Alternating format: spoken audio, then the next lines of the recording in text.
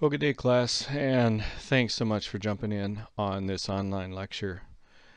A couple things I want to point out as we move our way through some of this material on how to fight fair in an intimate relationship. Down through the years, what I've done is collected a lot of experiences, a lot of stories, a lot of data on how conflict impacts a marriage relationship. And clearly, you've heard me say enough by now that's a good share of where my work is found. But as we go through some of this, I'm fully aware that the marriage piece doesn't apply to everybody. But as you're working your way through this lecture, what I'd like you to be thinking through is the same thing I've wanted you to be thinking through all along, and that is this me? Is self-awareness, is my own self-awareness, or quite frankly, is the Spirit of God showing me this is the area that I need to work on? And quite frankly, folks, that's a good idea whether you're married or not.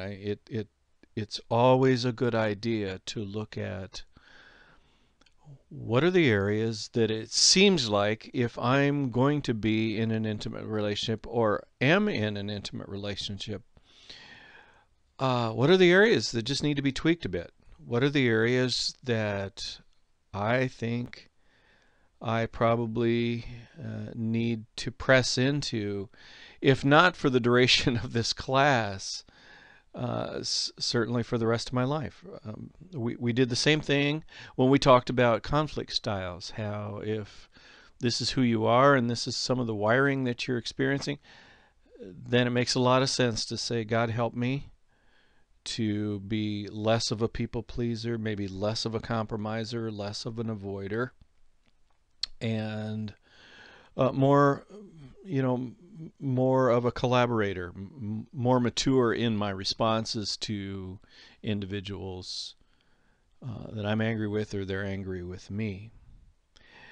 And though this is online, I still want to maintain that the material that we're moving into now, not that the other stuff hasn't been sacred, it has. It's good stuff. But I'm finding as I've taught this class down through the years that it's this kind of material that seems to have been more applicable to the students than some of the other material. Could be because all of us desire to be in some sort of intimate relationship where we're able to share our hearts and lives with someone else. That may not apply to all of us, but many of us, most of us, want to do life together with someone, and we want to enjoy all the perks associated with that.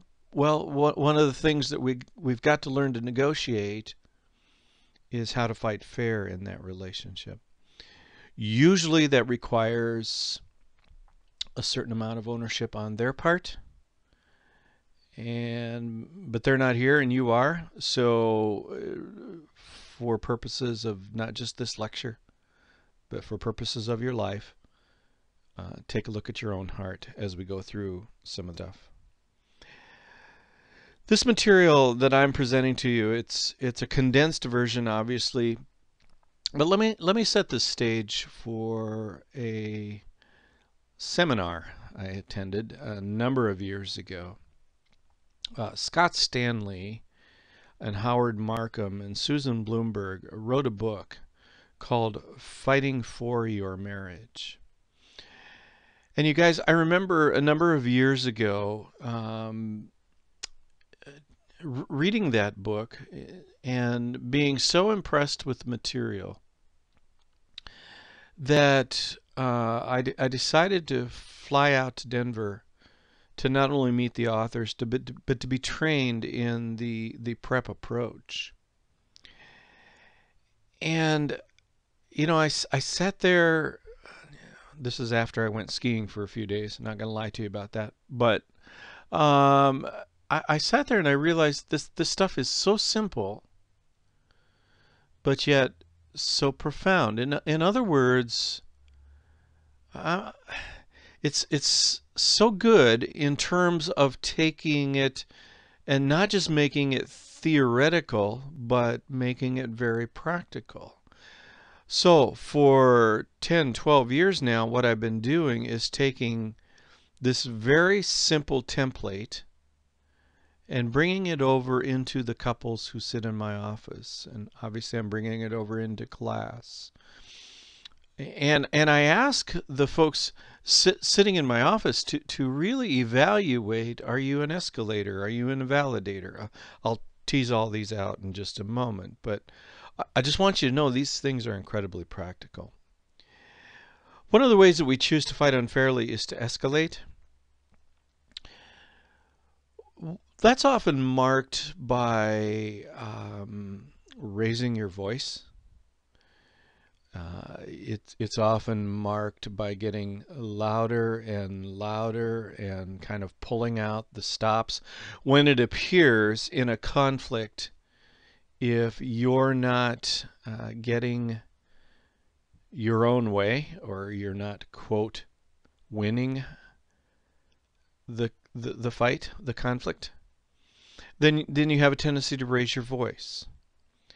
That's called escalation. And remember, what we learned from some of our anger management stuff is if we don't learn to check our spirit at the door and to realize that there might be a part of us that gets louder and more aggressive, we can end up saying and even doing things that we wished we hadn't said and wished we hadn't done. That's called escalation. I've had a number of clients down through the years who are just really good escalators. And a lot of times what I'll hear from them is that's how mom and dad fought, or that's how we fought in family of origin, is people just raised their voices. And okay, yeah, I get that, but please remember, if this is a part of who you are, if you find yourself kind of upping the ante a bit in terms of voice and of anger, please look at that, because you'll end up saying and doing things that you wished you hadn't said and done. And as we've said all along, most of those times you can't get that stuff back. You just can't. Invalidation. I've taken enough shots at this kind of conflict avoidant culture, so I'll resist taking more shots at this culture, because it's the culture in which we live. But I'm seeing more of this than I am in other parts of the country. Invalidation is exactly that. It's kind of that ability to passively yet aggressively take shots at the person that you are in conflict with. Often marked by you always, or you never, or the far end of that continuum is name calling, which is an incredibly powerful way to devalue someone, to call them names. But on the other end of that continuum, or perhaps on the less aggressive end, are statements like, you seem to be acting like your mother, or, which to me would be in a total death sentence. I'm not going to lie to you about that either. But it's kind of just taking shots at the character of the individual. In other words, as you're working through an argument, as you're working through a particular issue, and it doesn't appear as if you're gaining ground on that issue, you'll begin to invalidate your partner. You'll begin to invalidate the person that you're fighting with. Negative interpretations. I call that the she doesn't stand a chance or he doesn't stand a chance. Here's what I mean by negative interpretations, you guys. For whatever reason, there are individuals who really don't stand a chance because even their most noble intentions, even if they come to their partner and they come to this person they're in relationship with really a good heart and really noble and godly intentions, that other person negatively interprets those. Could be because they've been hurt in the past. It could be that there's legitimacy to that. It could be that person really has made a number of dumb choices and has really hurt that individual. But suffice that to say, a lot of folks kind of keep their partner, keep that intimate person in the penalty box, and don't really give them a chance. Even their most noble intentions are interpreted negatively. And from time to time, I'll have a couple in my office, and he's really trying. He's really trying to learn how to fight fair. He's really trying to learn how to respect his wife, for instance, and he'll do something really nice for her, and she'll say, well, you're doing that just because you want sex, or you're doing that just because you're trying to make up for all the stuff that you did, back in the day. And, there might be some of that, but there are a number of men and women who sit in my office who frequently just say to me, I don't feel like I have a chance here because everything I do gets negatively interpreted, and really that's not my heart. I really do want to do better. So that's negative interpretations. That's worth looking at, and to see if at times maybe your interpretive grid has been damaged. If someone really is trying to get close to you and really is trying to do better with you in terms of conflict, and you really don't give them a shot, you really almost immediately think that they've got something else up their sleeve, that's negative interpretations. Withdrawal is interesting. It's very passive aggressive. It is one of the earmarks, if you would, of a high conflict avoidance style. And it's really tough to wrap your mind around. It's pretty hard to fight with somebody who just leaves the room. It's difficult to have a courageous, honest dialogue with somebody who, when it just gets a little bit dicey or a difficult conversation becomes a little bit more difficult, the person just says, I'm out of here, I'm going to withdraw. This is interesting dynamic, this withdrawal piece, and I'll tell you why. I really run into this a lot, and it is a good way to fight fairly if it's getting volatile, or is volatile, or is unsafe. But there are a number of individuals to whom this is the default. It could hook into their conflict style. It could hook into some history. It could be a number of things that explain why a person just won't stay with the argument. But I just want you to know this is one of those really, really unfair ways of going about things, because you might be in an intimate relationship with somebody who genuinely cares for you, genuinely pictures a future with you, and you have a tendency when things get a little bit difficult just to withdraw. And as the authors of Fighting for Your Marriage point out, withdrawal is fine if it's a temporary strategy. You know, you need time to regroup. If you're involved in a very difficult conversation and you need time to regroup, withdrawing from that, first of all, announce your withdrawal, saying, listen, I need a couple hours here to regroup. That's fine as long as you come back to the table and as long as you come back and have that discussion. But chronic withdrawers don't come back to the table. They successfully just duck out of most conversation.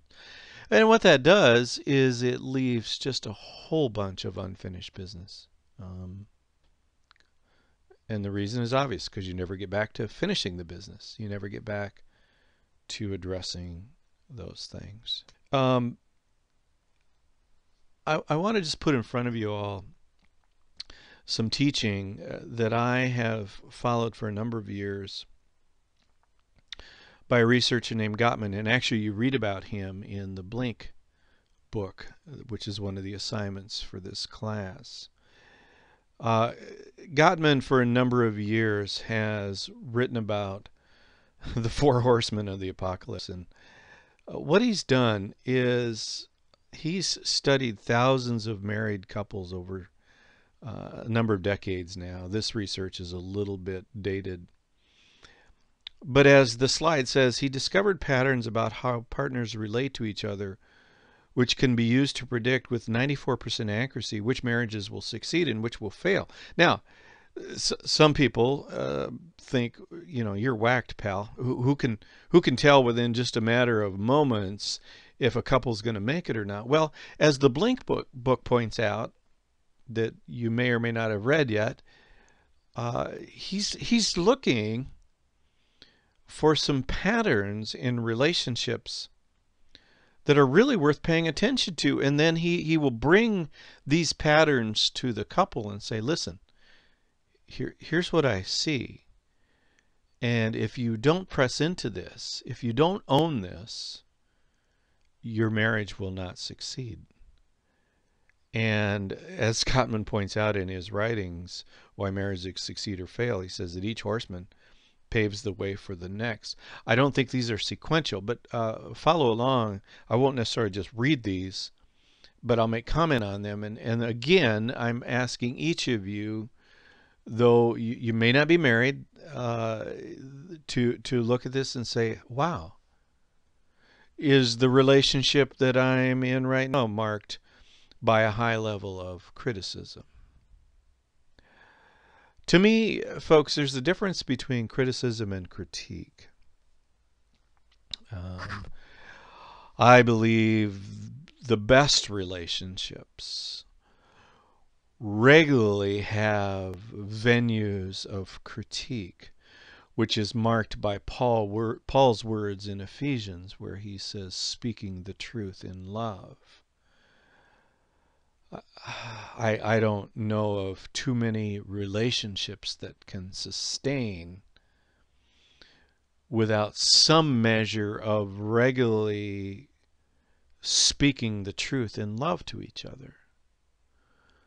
I mean, good night. I've had 30 years of experience of regularly just having Judy and I speak to each other, but speak to each other in love when there's areas of each other's lives that need to be tweaked. That's just part of the deal.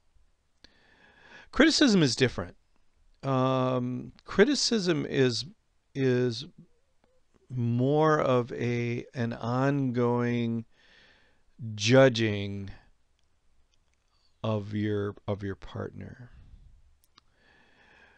When you criticize, not necessarily critique, but when you criticize your partner, you attack your partner's personality or character. Usually, as Gottman points out, with the intent of making yourself right and your partner wrong. Now, I could stop right here and interject. I won't, because the stories would be too numerous and it'd take us well beyond the time that I've allotted for this lecture. But I'm amazed sometimes at how particularly with Christian couples. How criticism finds its way in because maybe that person has a faith walk that's different than the others. Or it may not be as superstar as the other person's faith walk. It may be a subtle, gentle, but here's how I connect with God walk. And I've heard a number of couples who find fault with that. And wow, if you really want to kill the spirit of a relationship, start critiquing start criticizing a person and his walk with God or her walk with God, or start writing the script for them and start telling them this is the way you're supposed to do this. And I tell you what, that will kill the spirit of that relationship. Criticism includes generalizations like you always or you never, or you're the type of person who, and there's lots of other generalizations, but suffice it to say right now that the criticism that I'm talking about here is the kind that regularly finds fault or judges. Been at this long enough, you guys, to know there's times in there are chapters in an intimate relationship where it seems like finding fault and criticizing is becoming more the norm and less the exception. That doesn't mean that the relationship is bound to deteriorate. It just means you need to pay attention to that. Because when criticism becomes the default and it becomes a part of who you are or who the other person is, then there's a shelf life to that relationship. Nobody can sustain, I don't think, being on the receiving end of somebody else's judgment or criticism or being in somebody else's sights indefinitely. So that's criticism. Gottman does a good job. So does Gladwell in his book Blink, talking about how this is probably the one that carries the most punch to it.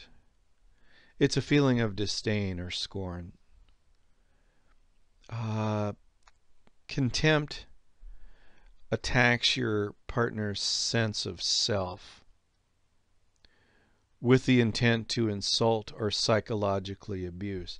Here's an interesting point to all that. When you call it, and I have many, many times, I'll see contempt, for instance, in my office, and I'll say, it just appears to me you don't even like him. Though you've been married to him for 15 years, it just looks to me that you really don't care for this person. And nobody will ever say, well, yeah, I am purposely trying to insult or psychologically abuse him. Whether they're intentionally trying or not, it's happening. And it needs to stop. And quite frankly, this dynamic of contempt, this is where I would agree with Gottman, and this is a big deal. When there are two people who you can clearly tell have worked so hard at even liking each other, they're not going to make it. They're just not. Typical contemptuous comments made by partners include insults, name calling, hostile humor. Oh gosh, people, pay attention to that one. I hear it a lot. For folks sitting in my office, I don't necessarily say, wow, you seem contemptuous. But I will when there's shots at each other. I'm a big fan of humor. I really am. I think it's one of God's best ideas. But when it's got an edge to it repeatedly, maybe even a sexual edge to it, kind of a hostile. Sarcasm, mockery, sneering, rolling your eyes. These are all indications that you might be in a relationship where you're just not respected, or you are regularly on the receiving end of someone's anger. Now, again, I will grant that there are very, very short seasons and very, very short chapters in the best of relationships where you really don't like each other very much. That's part of the deal. But the sneering and the rolling of the eyes and uh, I mean, you've seen it, the body language stuff. That's very, very unproductive and actually very contemptuous. So, my encouragement, and some of you may have been there, maybe some of you are there right now, but if you just got the sense that you're in a relationship with somebody who may be in it just for image or whatever, but behind closed doors you're being disrespected, and you feel like you're on the receiving end of some disdain. Uh, Not only pay attention to that, it seems like one of those relationships that's going to turn bad because it's a contemptuous relationship. Defensiveness, you guys, is our fault. I'm sorry, our default. Um, could be our fault too, for all that matters. But uh, and let's cut ourselves a little bit of slack here. When somebody speaks truth into us, I don't know of too many people who have the, oh, tell me more, bring it on, babe. That's exactly what I wanted to hear today. Okay, there, defensiveness is our default, I think, most of the time. But when you repeatedly see yourself as the victim, and you repeatedly feel like you're being attacked when you're actually not, but that's the way it feels, there's something going on in that relationship. And the reason I hesitate too is because I'm also challenging each of you that if you're in a relationship where, as you gently and intentionally and incrementally and in a godly way speak truth into someone, or even ask if you could speak truth into someone, and that someone just repeatedly says, oh, come on, really, now? Do I need to hear this now? There might be some things in that relationship you're gonna want to look at. I'll walk through a couple of these with you, with hopes that down the road of peace you might pick up some of Gottman's work. I think it's pretty good. People have asked me in times past, well, is John Gottman a Christian? And I don't. Truth is truth, and what he's done is good research and good work. So I don't necessarily try to attach a spiritual label to some of these people who write about this stuff. He's just good, and he's done some good work. When partners are defensive, they are not open to learning and are also not able to access the vulnerable feelings underneath. Powerful statement. Again, that's not mine, that's Gottman's. Because if you're busy being the victim, if you're busy warding off a perceived attack, how are you going to get at what this is all about? It's sure, the truth that's being spoken to you might hurt, but that's a part of the healing process that God has put into us. I got to tell you, if certain individuals in my life hadn't spoken into me and told me to knock it off, or told me to please look at this area of my life, I don't know where I'd be today, folks. I really don't. But I'm being real honest. My default is, really, right now, do we need to? But if I stay with this and realize that the Spirit of God might be in this confrontation, the defensiveness goes away and I'm able to access some of the vulnerability underneath. Typical responses, excuses. It's not my fault. Um, there are almost always, for a defensive person, external circumstances beyond control. I wouldn't have done this if this hadn't happened. Cross complaining is interesting. I can see it happen a lot in my office, and I read nonverbals fairly well. But as someone is laying out their case to their partner or to their marriage partner, I can see that they're not listening, that they're building up a case. I don't call it cross complaining in my office, but I'm calling it now cross complaining because I can almost smell the smoke of stuff going on in their minds where they're just waiting to say, yeah, but, which is also one of the defensive strategies, but starting off agreeing but end up disagreeing. Disagreeing and then cross complaining. That's not true. Actually, you're the one who's acting more like a junior hire than I am. Some of the stuff gets really, really ridiculous. And, I've had 65-year-old people sit in my office who still haven't gotten beyond a rather junior high-ish way of fighting because the defensiveness is just so strong. I think repetition is good, but if you keep repeating yourself without paying attention to what the other person is saying, what you're doing is just trying to trump their statements. Whiners aren't allowed.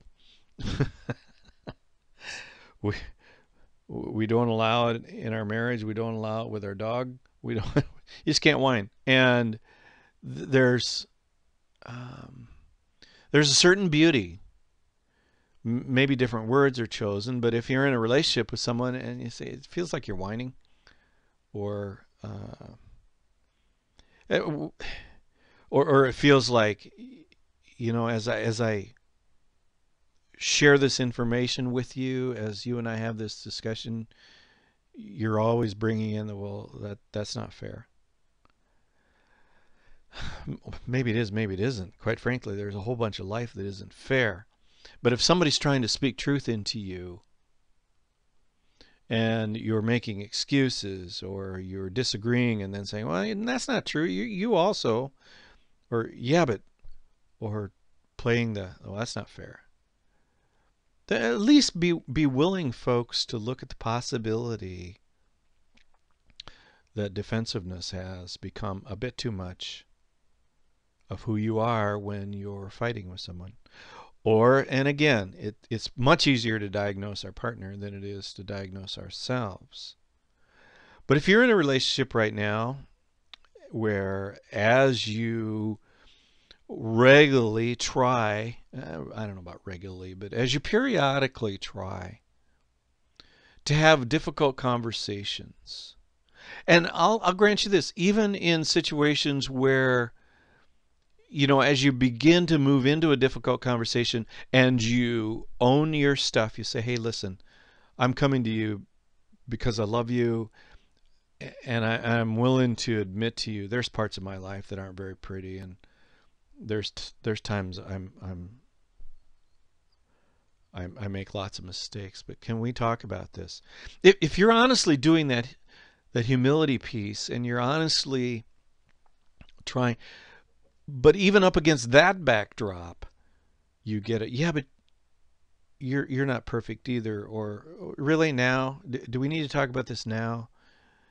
If you're getting that in a significant relationship, folks, either get that addressed or do some serious, serious thinking about how long this relationship would last. Stonewalling is interesting. Let me shift out of um, let me shift out of an intimate relationship just for a second and talk about how I've seen stonewalling in some of my mediation work. Stonewalling is really, really creative. I was doing a mediation for a church in another state. And I was sitting around the table, and first of all, the way people sit around the table and who they sit next to is always kind of interesting when people are angry with each other. But I was sitting around the table, and to protect her identity, I'll call her Cheryl, because that's her real name. And she she was really angry at the pastor's wife because the pastor's wife wasn't the previous pastor's wife. Previous pastor's wife was 63 years old and had lots of time to go to quilting bees. I don't know. To ladies missionary circle, had a lot of time to. I can't believe I pulled those things out of the hat. Had just had lots of time to go visit people in the hospital, or I don't. So enter the new pastor's wife, who is all of 29 years old and has count them, 4 children. She didn't have time to even eat, yet alone go visit somebody in the hospital with gout or whatever. So Cheryl's ticked about this.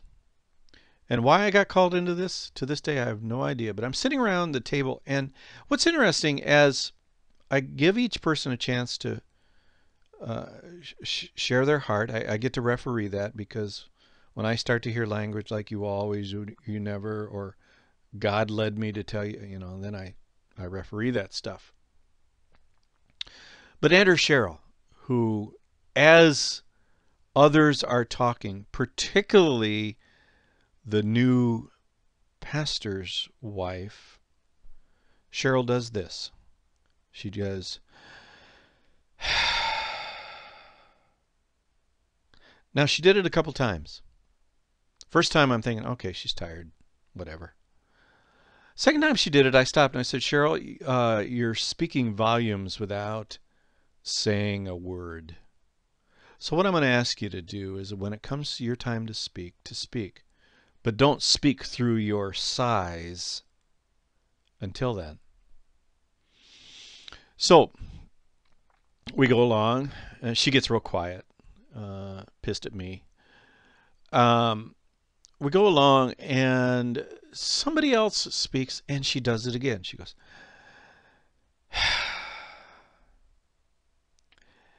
and I stopped. I said, okay, it's time for a break. Cheryl, can you and I have a conversation? And everybody goes and has coffee and coffee cake or whatever. And Cheryl starts to cry. This isn't fair. You're not being fair to me. I said, Cheryl, what I'm trying to do is create an environment where the nonverbals, I don't know if sighing is a verbal or a nonverbal, regardless, it's stonewalling. I'm trying to create an environment where we just speak courageously and godly to each other instead of doing what you're doing and sighing. And then I hear this whole long story of her life on break, and I am sympathetic to her life. I am sympathetic to the fact that she used to be in a marriage that didn't work, and all that stuff. Classic hurt people scenario. All of that to say that's stonewalling. And that's my other world, but back to intimate relationships for just a moment. There is a part of us that always wants to win and will project like, we're being neutral, but we'll really be smug about it. We'll often turn and fold our arms and kind of look the other way. We'll be really quiet. We'll utter under our breath, whatever. We'll sigh. Sometimes we'll even just get up and walk away. Now it's interesting. When I first read this and first began to study Gottman, he used to say, this is probably the most dangerous. Now, he said the most telling of the four horsemen is contempt. That's the most predictable dynamic. But he believes, and I have a tendency to agree with him, that stonewalling is probably the most dangerous. Because again, what do you, other than call a break and say, Cheryl, can we have a conversation? What do you do with this? How do you lock eyes with somebody and say, stop stonewalling? Because in some cases, and I've discovered this, and it was amazing to me, some people don't know that that's what they're doing because that's what they've always done.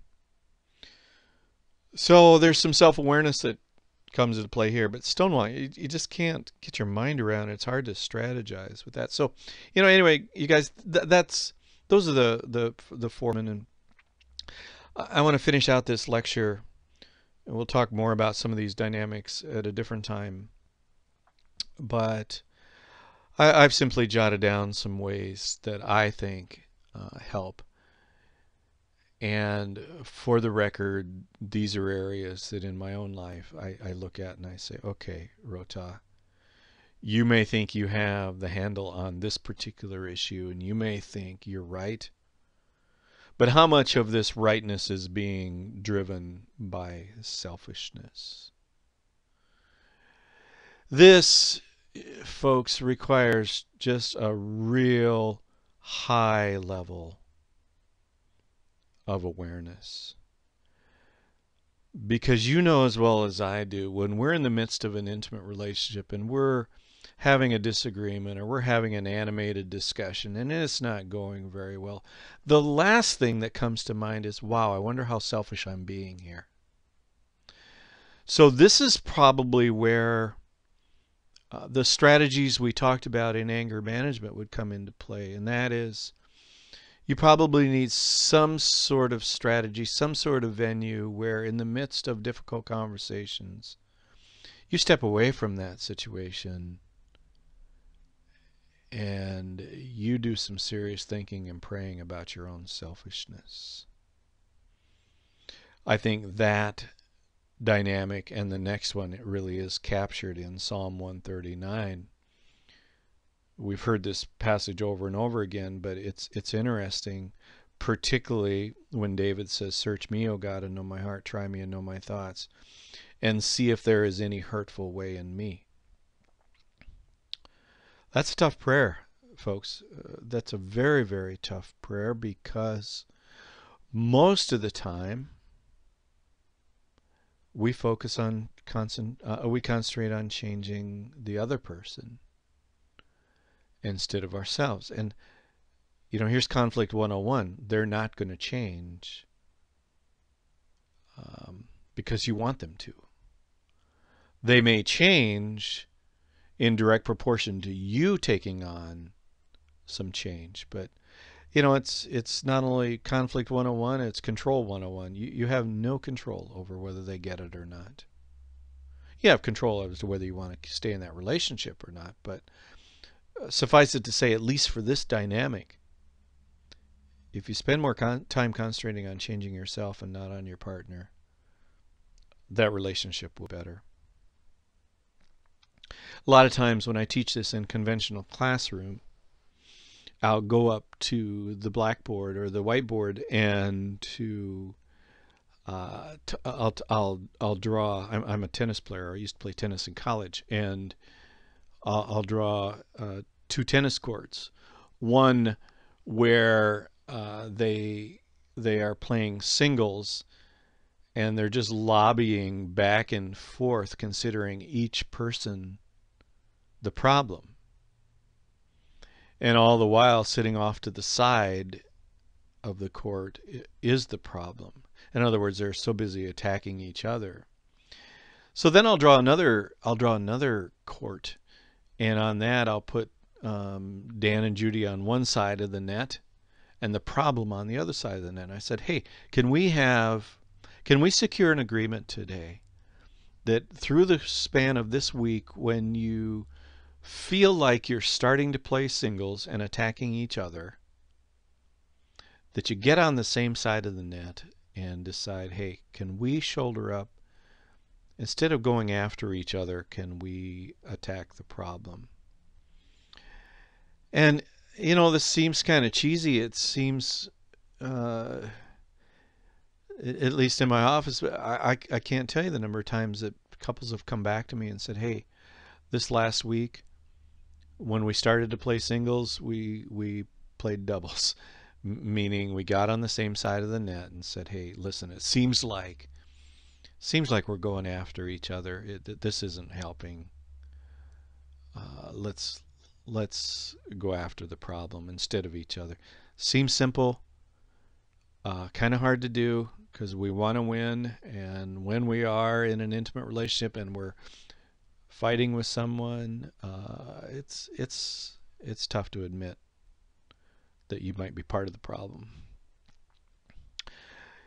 In class we've talked about this before, the power of humility, which, again, I think we've talked about this, is not humiliation. Huge difference, folks, between humility and humiliation. I don't think God is calling any of us to be humiliated. Quite frankly, his son Jesus Christ took on the humiliation of the cross for us. There's dignity in being a child of God. There's dignity in being a human being. So when someone takes on humiliation, that's not God's will at all. It's often marked, but humiliation is often marked as, well, I just suck as a human being. I'm not much good to anybody. I don't know why I'm even existing. That's not humility. That's humiliation. Humility actually comes out of a place of strength and grace, and quite frankly, respect. James 4:6, and quite frankly 3 other passages teach this same thing.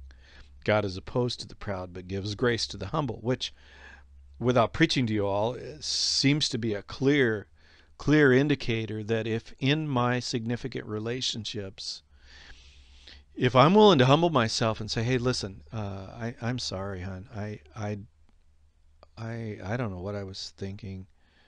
I'm not making excuses, but I really hurt you with what I just said, and I'm sorry. Or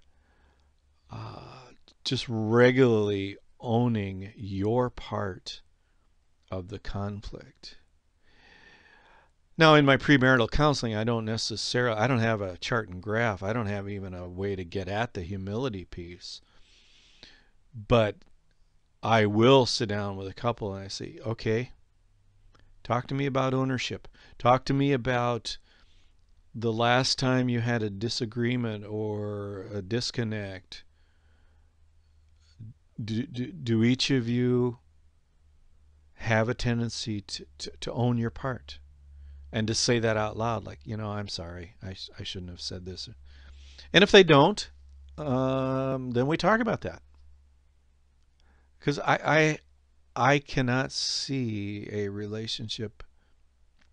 I mean, it can sustain, but it's a difficult relationship if there is not at least some mutual humility.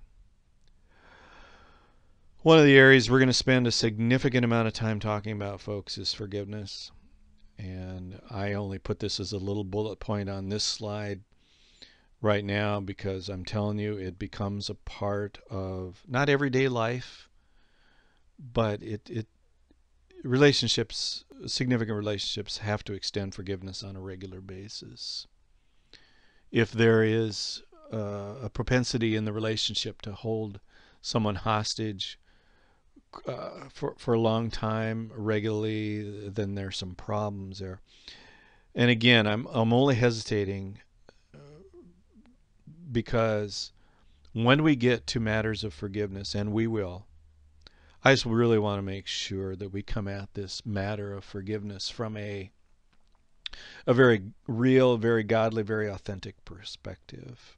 Because from my vantage point, there's a lot of misunderstanding out there about forgiveness. And that's why I'm having you read Lewis Smedes' The Art of Forgiving, because he offers a template that's just really, really good.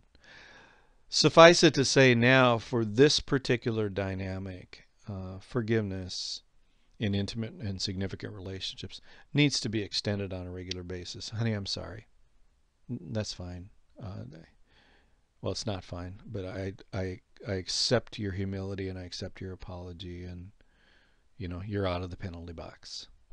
That's kind of how it rolls on a regular basis.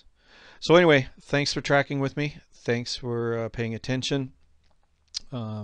As I said before, uh, in other ways, we'll tease out each of these dynamics that we talked about in Fighting Fair in an intimate relationship. See ya.